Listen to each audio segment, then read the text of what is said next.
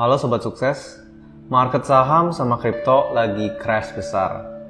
Bahkan ada diisukan juga 8 orang bunuh diri karena koin Terra Luna itu hancur. Di video ini kita mau bahas gimana sih caranya kita bisa handle market crash.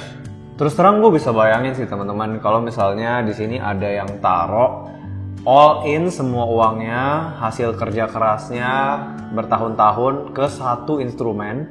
Misalnya taruh ke koin Terra Luna gitu ya, terus langsung hilang 90% lebih gitu dari seluruh uangnya. Gue pasti kalau di posisi itu akan ngerasa kayak mau gila atau bahkan ngerasa ini akhir dari dunia. Tapi please banget teman-teman, coba tenangin diri dulu and bilang ke diri sendiri, all is well, all is well. Uang gua itu bisa dicari lagi, hidup gua lebih berharga dari uang gua gitu. Dan itulah kenyataannya teman-teman. Karena skill dan kemampuan teman-teman itu teman-teman bisa ngasilin uang itu. Dan if you can do it once, you can do it twice. Kita juga perlu sadar teman-teman, kalau bukan cuma kita doang yang kehilangan uang. Pasti di luar sana ada orang-orang yang kehilangan lebih banyak uang atau bahkan juga kehilangan semua hartanya dia. Dan begitulah hidup. Sometimes we win, sometimes we learn. Teman-teman, kita juga perlu banget orang-orang yang ada di sekitar kita buat kasih emotional support juga. Karena ya losing money hurts, right? That's why kita harus pulih dari rasa sakit itu juga. Ya di mana hartamu berada kan di situ hatimu berada. Ya kan pasti hatinya sakit lah kalau kita losing the money. So, teman-teman kita itu juga pegang peranan penting buat kita bisa bounce back atau bangkit lagi dari rasa keterpurukan itu juga, teman-teman. Kalau misalnya teman-teman ada yang ngerasa, gue kayaknya lebih cocok deh ngurung sendiri di kamar, percayalah teman-teman, keterbukaan itu adalah awal dari pemulihan juga. Terus terang teman-teman, gue juga pernah ngalamin beberapa kali market crash selama gue investasi di market.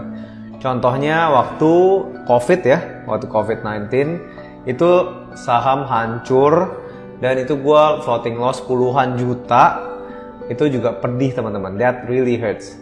Tapi ya gue harus bilang ke diri sendiri, namanya juga investasi saham gitu. Sometimes dia naik, sometimes dia turun, dan itulah yang terjadi di market gitu. Nah that's why gue juga bilang ke diri gue sendiri, karena gue yakin sama apa yang gue investasiin, gue berani nunggu gitu. Ya udahlah, biarin aja, nanti juga naik. Dan ternyata benar, itu naik. Kalau misalnya kita lagi floating loss besar teman-teman, itu ibaratnya nih ada rak piring, dan itu piringnya udah mau jatuh semua gitu. Udah ketumpuk-tumpuk, udah mau jatuh semua, tapi ketahan pintu. Nah, kalau pintunya nggak dibuka ya piringnya nggak jatuh. Sama aja kayak lagi floating loss gede gitu, kalau misalnya kita nggak jual, ya sama aja kita lagi nggak buka pintunya, piringnya nggak akan jatuh amburadul gitu. Jadi kalau bisa kita tahan dulu aja. Tapi teman-teman gue juga paham dimana ada saham-saham yang nggak bisa naik lagi ke harga dimana waktu kita beli. Contoh gue juga pernah ngalamin hal itu. Gue beli saham Unilever itu di harga 9 ribuan 5 tahun lalu. Itu paling pedih teman-teman. Gue udah beli, gue pikir sahamnya blue chip gitu ya. Dan gue pikir akan naik selama 5 tahun. Ternyata turunnya itu udah lebih dari 50% dari harga gue beli.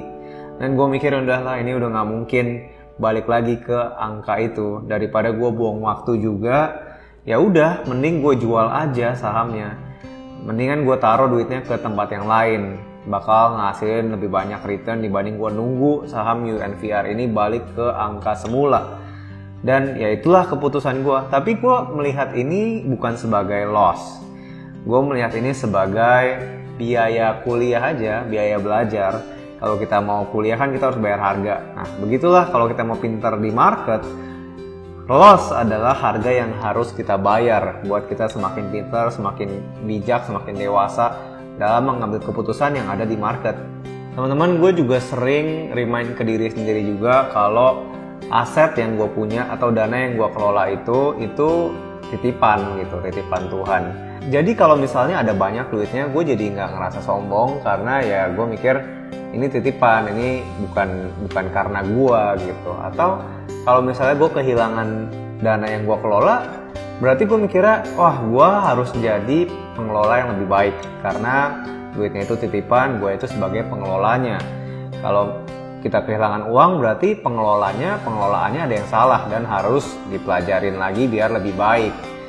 Nah, belajarnya mulai dari prinsip-prinsip kayak don't put all eggs in one basket, atau prinsip investasi harus pakai uang dingin. Gue berharap video ini ngebantu ya buat teman-teman yang lagi ngalamin market crash dan lagi floating loss gitu ya. Tetap semangat, gue berharap duitnya balik lagi, sahamnya juga bakal naik lagi, dan juga atau kriptonya atau apapun itu akan naik lagi ke posisi awal, bahkan bisa untung. Kalau misalnya kita satu frekuensi teman-teman, bisa like videonya dan juga subscribe channelnya, karena kita juga akan bahas tentang bisnis dan juga investasi setiap minggunya. Thank you banget buat teman-teman yang udah nonton sampai habis. Semoga kamu punya bisnis yang sukses dan saatnya kamu jadi pengusaha. Dadah!